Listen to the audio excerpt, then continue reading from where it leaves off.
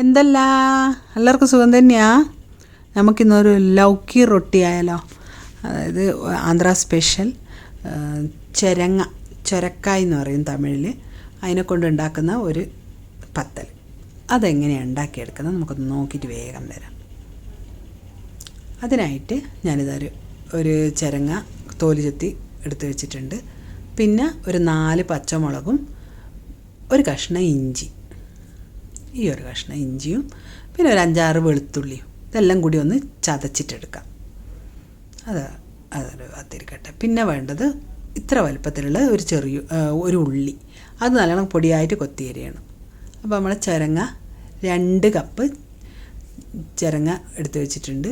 ഈ ചതച്ച ഇഞ്ചി, പച്ചമുളക്, വെളുത്തുള്ളി ഇതെല്ലാം കൂടി ഇതിലിട്ട് കൊടുക്കുക. ഇനി കുറച്ച് പൊടിയായിട്ട് കൊത്തിയരിഞ്ഞ മല്ലിയില അതും കൂടി ചേർത്ത് കൊടുത്തതിന് ശേഷം 2 ടേബിൾ സ്പൂൺ തേങ്ങയാണ് ചിരകിയത്, അതും കൂടി ചേർത്തിട്ട് ഇനി 1 ടീസ്പൂൺ ജീരകം അത് കൈയിൻ്റെ അടിയിലിട്ടിട്ട് നല്ലോണം ഒന്ന് ഞെരടി അങ്ങ് ചേർത്ത് കൊടുത്തേക്ക് നല്ലൊരു മണം ഉണ്ടാവും.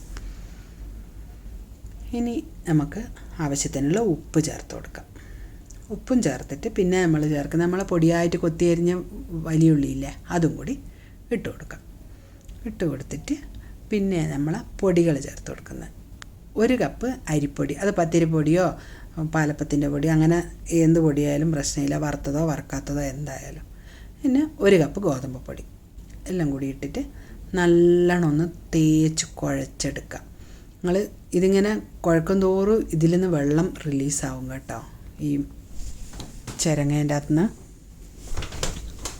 നല്ലോണം വെള്ളമുള്ള ഒരു പച്ചക്കറിയല്ലേ ഇത്. അപ്പോൾ അതിൽ നിന്ന് ആവശ്യത്തിനുള്ള വെള്ളം ഇറങ്ങിക്കോളും. നല്ലോണം കുഴച്ച് അത്യാവശ്യമാണെങ്കിൽ ഒരു തുള്ളി വെള്ളം ചേർത്ത് കുറച്ച് കുടഞ്ഞോളി. എനിക്കതൊന്നും വേണ്ടി വന്നിട്ടില്ല, കണ്ടോ ഇതുപോലെ ആയിട്ടുണ്ട്, നല്ല പാകത്തിനായിട്ടുണ്ട്. ഇനി ഇതൊരു തട്ട് വെച്ചിട്ട് മൂടിയിട്ട് നമുക്ക് ഒരു അരമണിക്കൂർ ഒന്ന് കുതിരട്ടെ. അപ്പോഴത്തേക്ക് കുറച്ചുകൂടി വെള്ളം ഇറങ്ങും അതിൽ നിന്ന്. അരമണിക്കൂറായിട്ടുണ്ട്, കണ്ടോ. പിന്നെ നല്ലോണം വെള്ളം ഇറങ്ങി. ഞാൻ ഒരു തുള്ളി വെള്ളം പോലും കുടഞ്ഞു കൊടുത്തിട്ടില്ല കേട്ടോ.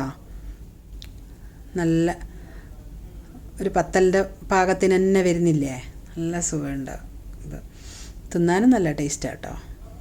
അപ്പോൾ ഇതുപോലെ കുഴച്ച് ഉരുട്ടിയേരം 5 ഉരുളകൾ കിട്ടിയിട്ടുണ്ട്. ഇതിന് നമുക്ക് ഇല ഉള്ളോലിക്ക് ഇലയിൽ വെച്ച് പരത്താം. അതല്ലാത്തത് ഇനി ഈ പ്ലാസ്റ്റിക് ഷീറ്റും ഇല്ലെങ്കിൽ ഞാനിത് ഓയിലിൻ്റെ കവറാണ്.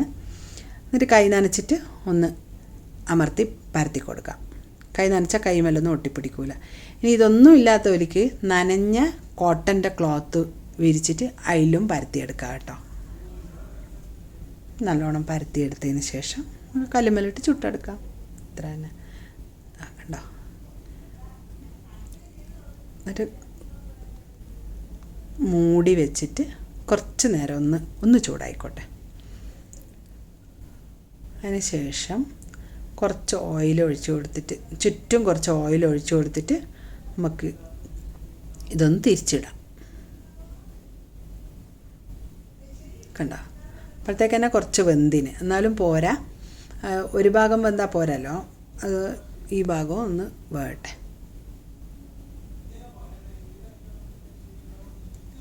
ആ ഭാഗവും വെന്ത് വന്നിട്ടുണ്ട്. ഒന്നും കൂടി തിരിച്ചിടാം. തിരിച്ചിട്ടിട്ട് സംശയം ഉണ്ടെങ്കിൽ ഒന്നും കൂടി മൂടി വെച്ചിട്ട് കുറച്ച് നേരം കൂടി വേവിക്കാം. കുറച്ച് ഭാഗം വേവാത്തണ്ടേ വെന്തോട്ടെ. ഇനി മൂടലെടുത്തിട്ട് അതിൻ്റെ മുകളിലേക്ക് കുറച്ച് വെളിച്ചെണ്ണയാക്കി കൊടുക്കാം. കാരണം ഇല്ലെങ്കിൽ എന്താ പറയണ്ട, ഒരു ഉണങ്ങിപ്പിടിച്ച പോലെ ഉണ്ടാവും. അതില്ലാണ്ടിരിക്കാൻ കുറച്ച് വെളിച്ചെണ്ണ തന്നെയാണ് നേരം ആക്കി കൊടുക്കുന്നത്. 2 ഭാഗമാക്കി നമുക്ക് എടുക്കാം. ഇതുപോലെ ബാക്കിയുള്ളതും ചുട്ടെടുക്കാം. അടിപൊളി ടേസ്റ്റാണ്. ഇതിന് കറീൻ്റെ ഒന്നും ആവശ്യമില്ല. പക്ഷെ എൻ്റെ മോള് കറിയില്ലാണ്ട് കഴിക്കില്ല, അതുകൊണ്ട് ഞാൻ തക്കാളി ചട്നി ഉണ്ടാക്കിയതാണ്. അപ്പം എല്ലാവരും എന്തായാലും ഇതൊന്ന് ഉണ്ടാക്കി കഴിച്ചു നോക്കി അഭിപ്രായം അറിയിക്കാൻ മറക്കണ്ട. അടുത്ത ആഴ്ച വേറൊരു വീഡിയോയുമായിട്ട് കാണുന്നത് വരെ എല്ലാവർക്കും ഒരിക്കൽ കൂടി താങ്ക് യു.